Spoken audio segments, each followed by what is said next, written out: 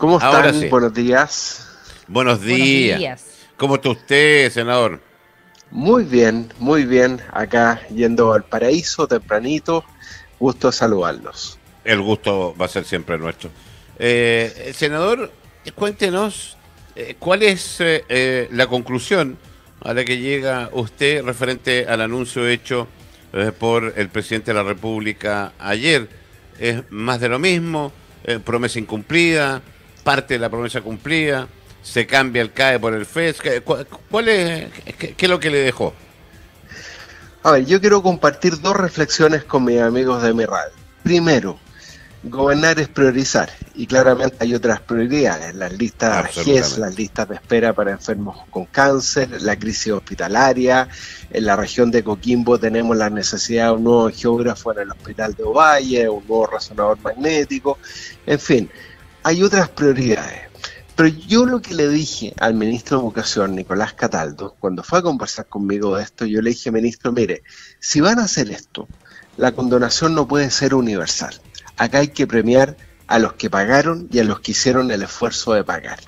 Y por la información que tengo, por lo que escuché ayer del presidente, estaba conversando hace un rato con el ministro de Educación, eso está recogido en el proyecto, porque se establece, entre otras cosas, que el que ha pagado un 75% de la deuda se le puede condonar el 100%. Y hay una fórmula progresiva que mientras más se ha pagado, más posibilidades de condonación existe, con beneficios tributarios, etcétera. Ahora, ¿por qué llegamos a esto? Que es mi tercera reflexión. Porque efectivamente el CAE permitió el acceso de más de 1.500.000 Así es. jóvenes a la educación superior, pero a un costo muy alto, a un interés muy alto, y después, como se incorporó la gratuidad, quedaban entre medio muchas generaciones de jóvenes y sus familias muy endeudadas, y pagaban y sentían que nunca bajaba el costo de la deuda. ¿Por qué se produjo eso también? Porque Chile dejó de crecer el año 2014.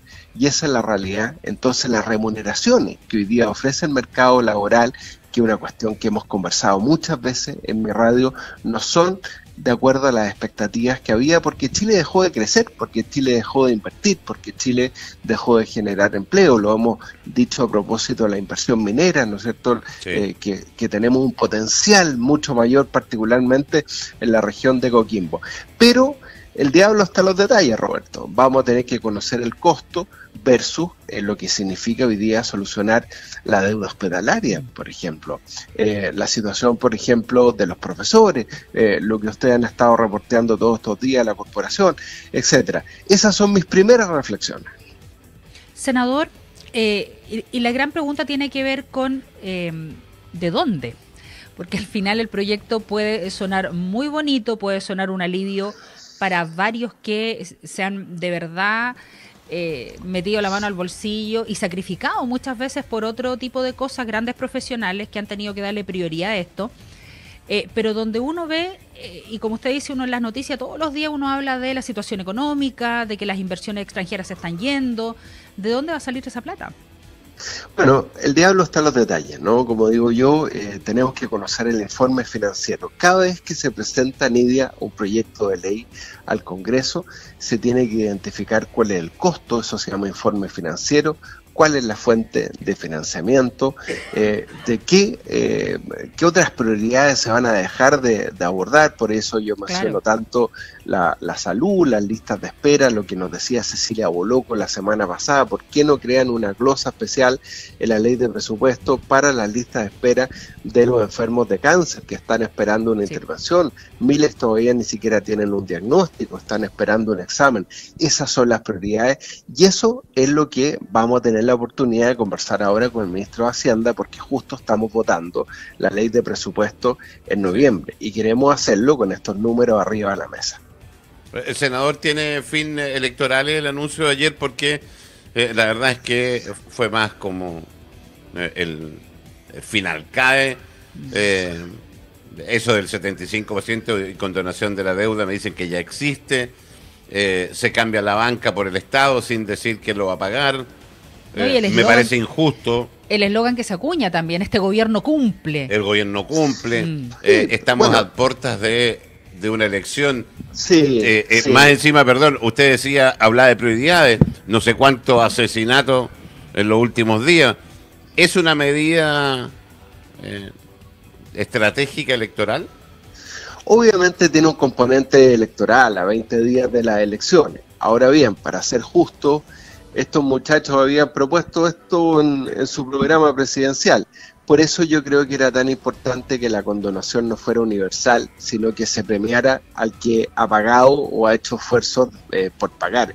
Y el que hoy día obtuvo una remuneración más alta que pueda pagar, que pueda servir la deuda. Ahora, esto pasó también con los deudores habitacionales, para ser justo. Yo quiero compartir esta reflexión. Yo recuerdo que en el primer gobierno del presidente Piñera, como se incorporó el subsidio sin deuda, hubo toda una reflexión que hacer con miles de familias que habían obtenido un subsidio habitacional, pero se les obligaba a pagar un dividendo.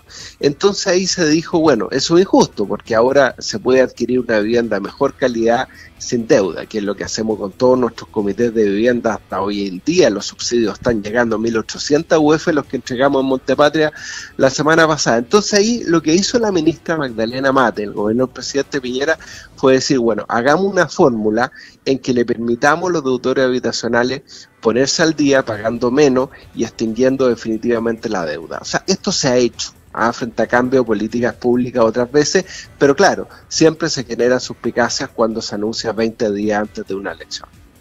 Sí. Senador, yo no sé si usted tiene el detalle de aquello, pero voy a leer una pregunta que me llega. Dice, ¿podrías preguntar qué pasa con los más viejitos que pagamos el crédito fiscal que fue antes del CAE? Hay otro que me dice, ¿qué pasa con los del Fondo Solidario? Llevo 13 años pagando.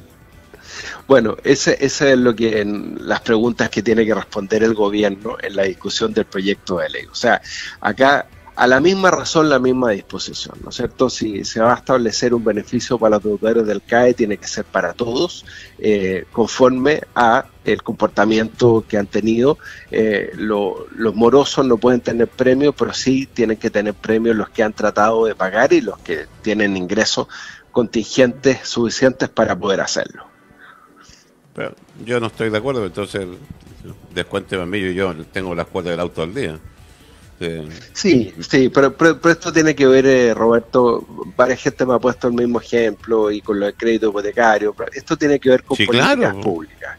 Hoy día hay gratuidad que hacemos con los que no accedieron a la gratuidad. Está la gratuidad. Si no hubiera existido el CAE, esa gente no hubiera podido estudiar. Mi hijo estudiaba con el CAE y hoy día lo pagan.